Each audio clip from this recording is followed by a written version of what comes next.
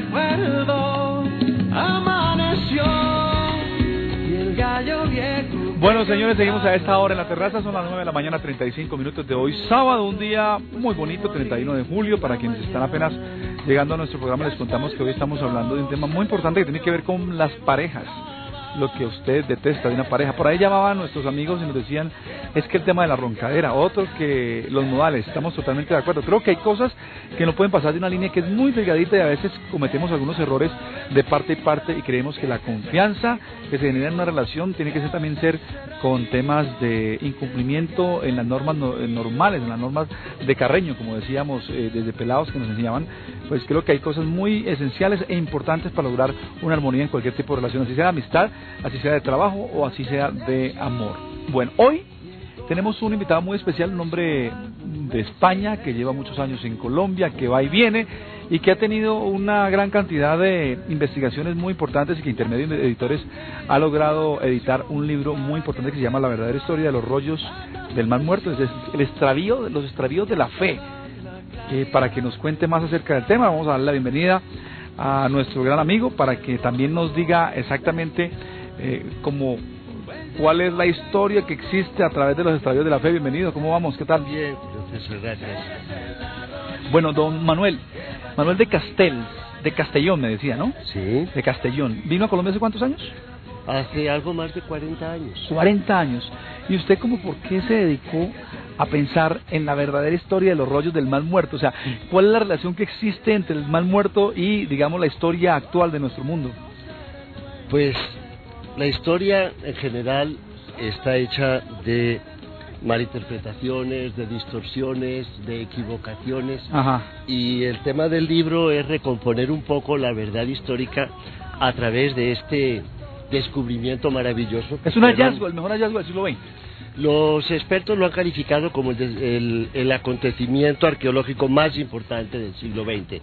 Yo estoy convencido que algún día se reconocerá que es el descubrimiento arqueológico más importante de la historia de la humanidad. Pero ¿por qué precisamente siendo uno de los hallazgos más importantes, digamos que se ha mantenido como tan aislado, como tan muerto, como tan secreto, como tan muerto? Ese es parte del tema del libro y por eso el libro se llama Los extravíos de la fe. Sí. Desde que se descubrieron ha existido una estrategia muy intensa de encubrimiento que ha impedido que su verdadero contenido llegue al público en general, aunque es bien conocido de los expertos desde hace muchos años. En el mundo anglosajón el tema es mucho más conocido que en nuestro mundo latinoamericano, definitivamente, sí. Y esa es la razón del libro. Bueno, entonces vamos a ir, como dijo Jack, por partes. Cuando uno habla de los extravíos de la fe, está claro que muchas personas creen en lo que ven y más no en lo que les cuentan, ¿de acuerdo? La historia del mal muerto, ¿cuál es, digamos, esa verdadera historia de los rollos del mal muerto para que la gente que quiera leer el libro, que quiera conocer más de la historia que usted ha investigado, pueda saber exactamente de qué se trata? Los manuscritos del mal muerto, que como decíamos se descubren en el 1947, ¿sí? Provienen de una época clave en la historia de la humanidad y en la historia del judaísmo y del cristianismo, sí. Que los rollos manuscritos son escritos a finales del siglo I anterior a nuestra era, sí. Y durante el primer siglo de nuestra era. Ajá. Esa es la época en que nace el cristianismo, sí. Y esa es la época en que se destruye el judaísmo basado en el templo, sí. Y empieza otro judaísmo que es el judaísmo basado en la Torah, que representa la corriente rabínica actual. En otras palabras, el judaísmo y el cristianismo eran lo mismo. Eso es un poco la tesis del libro, pero déjeme explicarle un poco más porque suena un poco... No te adelantes, suena un poco... Sí, me emociona. Claro, entonces fíjense que ambas religiones han construido su historia a través de textos, sí. Que no llegan a esa época. Por ejemplo, el libro de la Biblia más antigua que tienen los judíos es del siglo X. Okay. Estos son documentos que van 10 siglos más atrás. Wow. Y a través de los cuales vemos que ni la historia del cristianismo es como nos la han contado, ni la historia del judaísmo es como nos la han contado. Claro, ahí los rollos a nos dan entonces, una historia muy diferente. ¿Por qué tanto silencio al respecto? Porque mucha gente puede empezar a cuestionarse entonces esas creencias con las que nacimos y con las que hemos crecido. O si realmente lo que estamos viviendo hoy también no se lo vivieron 10 siglos atrás, o no sé, o mucho tiempo atrás. Es decir, que se haya cambiado algunas cosas, pero por un motivo de iglesia o por un motivo de credos o lo que sea, haya evolucionado o se haya calmado una religión o se haya dispersado una religión para lograr unos objetivos diferentes, ¿no? Sí, son como 18 preguntas a la vez. Trato de contestarte a lo que tú me decías primero. ¿Por qué no ha llegado? ¿Por qué se han encubierto esos hallazgos? Hay razones de lado y lado. Tomamos el caso del cristianismo. El cristianismo nos lo han contado como el resultado de unas visiones que tuvo Pablo, que fue San Pablo, el autor de las epístolas, que fue arrebatado al tercer cielo, y de las explicaciones y las enseñanzas de un maestro judío que fue Jesucristo. Y desde el principio nace el cristianismo como una religión diferente y opuesta al judaísmo. Okay. Estos rollos nos dan una historia muy diferente, porque vemos rollos de una corriente plenamente judía y en el cual están contenidas todas las enseñanzas que nos narra Pablo en sus epístolas. Lo que nos muestra que el cristianismo no es una religión diferente, fruto de una revelación de la divinidad, sino que proviene de una matriz plenamente judía y que en su origen, sus enseñanzas, no vienen de Pablo, no vienen de Jesucristo, vienen de una corriente plenamente judía, que es la corriente que elabora los rollos del Mar Muerto. Bien, eso me parece muy importante. Eso quiere decir que vuelvo y digamos que retomo lo que habíamos dicho anteriormente, y es que de alguna manera hay unos lazos que unen una religión con la otra. ¿En qué momento se dispersan, digámoslo así? ¿En qué momento cambian las líneas? El gran cambio viene después de la guerra de los judíos contra Roma del año 66 al 70. Okay. En el 70 Roma destruye el templo en el que estaba anclada la religión judía, destruye Jerusalén. A partir de ese momento la religión judía ya no es la misma, porque su centro neurálgico desaparece. Hasta ese momento había muchas corrientes en la religión judía. La más importante no era la actual, la más importante era la de los rollos del Mar Muerto, que es una corriente mesianista apocalíptica similar al cristianismo. Claro. Entonces, en ese momento se produce la gran ruptura.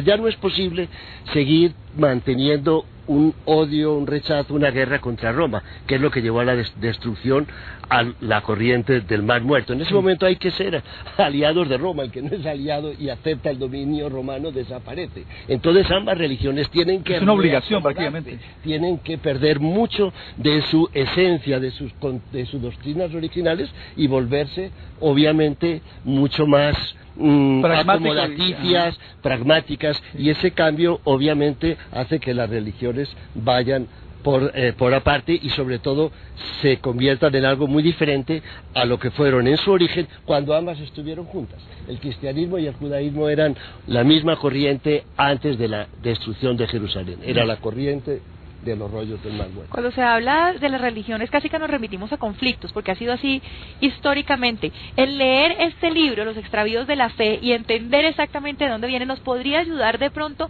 a dirimir esas diferencias entre los creyentes de cada una de las religiones, o no, o eso va a seguir siendo así toda la vida. Sin duda el objetivo del libro es ese que tú nos dices, Joana. El hecho de que el cristianismo se concibiera como una religión distinta, opuesta al judaísmo. Incluso los judíos se convirtieron en los malos, habían sido los asesinos del Dios humanado. Eso hizo que la historia de la humanidad sea una historia de crueldades, de torturas. Los judíos fueron perseguidos a través de la historia, los guetos, el holocausto. Todo eso se hubiera podido superar si desde el principio se hubiera entendido que nunca hubo diferencias que fueran fruto de una revelación misteriosa de Dios. Las diferencias fueron fruto de hechos históricos totalmente comprensibles, y en el origen, repito, ambas religiones fueron una sola. El entender ese hecho de que no hay las diferencias que se creyó en el pasado que había habido, seguramente podría ayudar un poco a esta concordia religiosa, que si no la logramos pues el Medio Oriente nos va a llevar a todos a la hecatombe. Claro. Cuando uno habla de un libro que puede ser un poco controversial, porque muchas personas quizás tendrán una idea, otras una idea diferente acerca del contenido que tiene el mismo. Claro, y defienden fuertemente sus creencias. Su creencia, cómo enfrentarse, digamos, a una gran cantidad de personas que pueden leer este libro y cómo realmente darse cuenta que puede haber sido productivo para lo que es la historia de nuestro mundo. Es el tema, por eso el libro se llama Los extravíos de la fe.